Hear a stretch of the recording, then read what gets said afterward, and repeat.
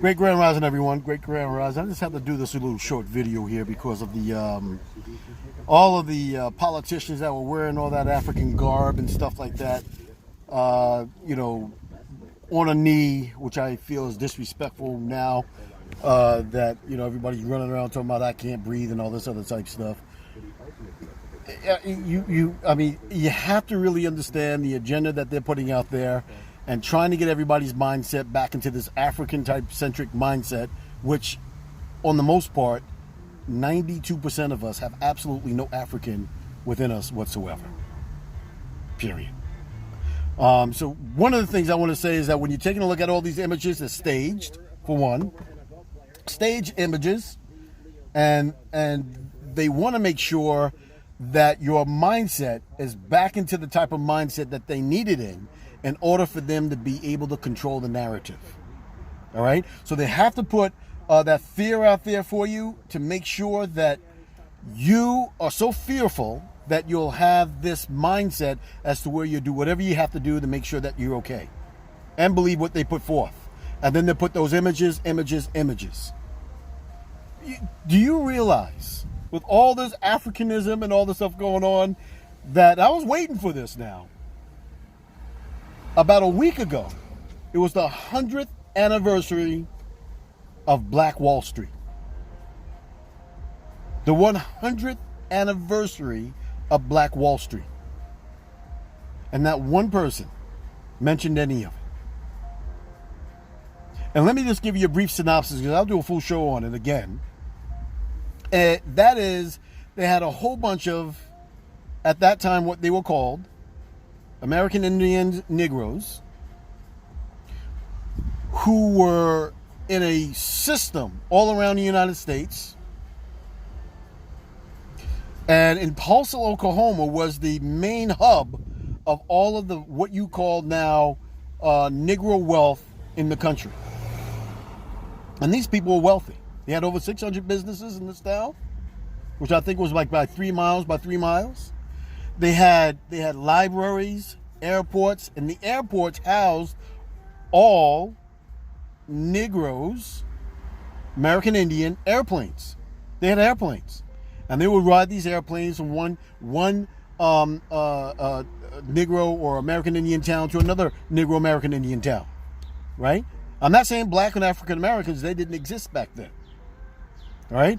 They were Aboriginal, indigenous, American Indians, which were being transformed into Negroes at that particular time. And you can know that they were transferred into the Negroes because they were trying to fit into the system. Because every time you see somebody over there at Black Wall Street, they were wearing a beautiful tie. They look like just the white folks on Wall Street. Proud as can be. They had doctors, lawyers, people who own movie industries, right? There wasn't as many churches, right? But they did have their own churches and stuff like that. They had their own bus systems. That everything that you needed right now in your own community to give your people their own jobs. And they were Aboriginal, indigenous, American Indians that were being turned into Negroes. Think about that. They were rich beyond belief. Richer than the majority of their own counterparts in what they call mirrored neighborhoods. Because where you found a black town, you found another white town. The white towns were doing horrible at that particular time. They found an excuse to go in there because they said that some young guy had touched or did something to a white woman. And what they did, they used that as an excuse to go in there and to kill just about everybody in that town. The actual numbers were about 4,500 people that were slaughtered, killed, and maimed, and then thrown in the river. This was the first time in American history that there were bombs dropped from the air onto the town. Who were involved? You had local militia. You had police, lawyers and judges. The U.S. military was involved. And I guess the Air Force, because they were dropping bombs from the air. When it was all said and done, this beautiful place where everybody's talking about black wealth, African American wealth, We need to support our African American businesses, support black businesses, black power, black right matters, and all that other type stuff. When it was all said and done, so all that stuff was going on there. When it was all said and done, guess what was left? Ashes and nothing but dead bodies. Dead women, dead children, pregnant women, the elderly men, elderly women. They killed them all. They killed men in their ripe old age and all of the people who own the businesses. They killed just about all of them. It was a war that was fought on the United States soil, which tells you the war had never ended. And then they dumped most of the bodies in the local river, plowed them over. Happened 100 years ago, about a week ago. Black Wall Street. Nobody mentioned it. So as you're out there doing all this marching and doing all this other type stuff, listening to Al Sharpton, talking about, all these things about this, that, and the other thing, you want to know what it means? It means absolutely nothing, because they've said all these things in the 60s, 70s, 80s, 90s. Can't we all just get along? Can't we all just get along? And still in the end, anybody that you hear is still calling you a nigger. And they have no problem showing your death on live TV. I did a video, again, I'm going to say this all the time. I did a video of an hour and a half of Aboriginal, indigenous, American Indian beings being slaughtered and killed by forces of all different types here in the United States.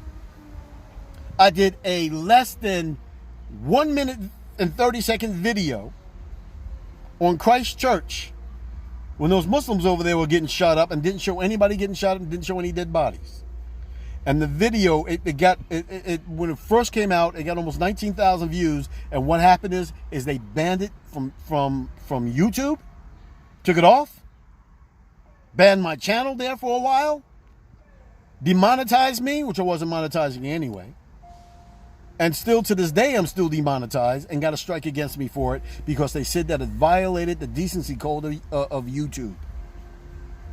So if there's no decency, if that's a decency code for YouTube violation, where is the decency code of showing our people dying on camera in front of everybody, and the respect for our people? We need to begin to start having a lot more respect for us as beings of people. And the reason why they don't is because they got you thinking that you're black and that you're African American and you don't deserve any respect, because you're a fictitious, made-up group of people and a name. And just like the people in Black Wall Street taught me a big lesson when I was learning this, taught me a big lesson in Roosevelt. When I seen that the school district was about to get themselves together, the state came in and took it over. Did the same thing in Hempstead. They do the same thing anywhere else. Anytime somebody is going to rise the real conditions of the people, the Aboriginal, indigenous, American Indians of North America, or the Amaru, the Hamu people, the Amaru, the real people of this land of the Americas. So understand who and what you are, what's going on, and what you're being dealt with. All right? So when you see all these people with all this African garb, that's what it is. Garbage. You are an indigenous being. You are what they called when they came here an American Indian. Not a Native American with a whole bunch of bling flying all over the place, but American Indian. A being that has God within. That's what it means. Some other people say it was, well, they called you an Indian because it was God. You were without God. No, you were a being with God within. That's who they seen when they first came here to the United States, when they first came here to North America, when they first came here to the Americas. And when I say when they first came here, that was when the Europeans, were allowed to get out of Europe and come over onto this side, because they came over here with what you call the Moors. because they were still in charge. The Hebrews and the Moors at that particular time were still in charge of Europe when they first came over here. The battles were still raging on, and their lineage was about to be cleansed out. So who are you and what's going on? Don't believe all this stuff about Africanism and all this other type stuff. You are an indigenous being of North America. What they called an American Indian, an Aboriginal, not from Australia. You're not an Australoid Aboriginal. You are of the land of Amaru,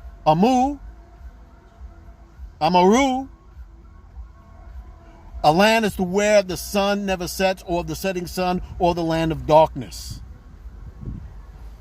of the third Ethiopia, the people with burnt faces. My next video that I'm going to be putting out there, which is going to be a very good educational video, will be describing the different races of the world.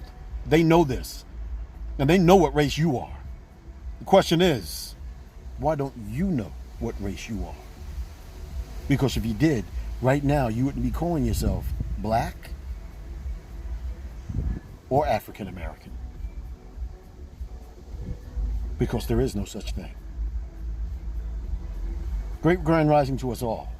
May we all live in peace, be safe out there, and may you understand that the indigenous nations of North America is what we all are a part of, whether you like it or not.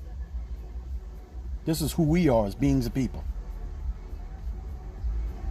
We are of the Amaru land, Amaru, and I'm going to get into that.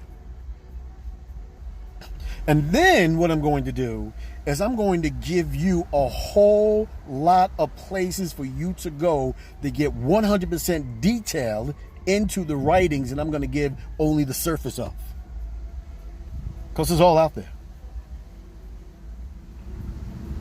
And it's time that we stop being fooled in this education system that they got you sitting in and thinking that you're smart. There's one idiot. I hate to say anybody's an idiot. I don't like downing anybody. You don't hear that coming from me. But there was one person that was out there saying that if you don't have a college education, you can't be a black leader. Well, shame on that person. If you have an enlightened soul that is able to connect into the Akashic records and to the universal consciousness in itself, and your soul is connected to your light being, and you're able to really see what's going on, there is no such thing as leaders. We're leading ourselves out of the darkness of the pit from which we have found ourselves in. And our forefathers knew it was coming. I'll get into that too. So, peace and love, peace and light to each and every person. Take a look up into the skies. Take a look at the planet, or what they call the moon that's up there right now, that's out during the day. Take a look at the sun that changes its interpretation every now and then. Pay attention to the rendition of what the colors and the things that are going on in the skies. Pay attention to your environment that is around you. Understand that you are an Aboriginal, indigenous, American Indian of the Amaru of this land, which is the original name of it. Great rising to us all. Peace.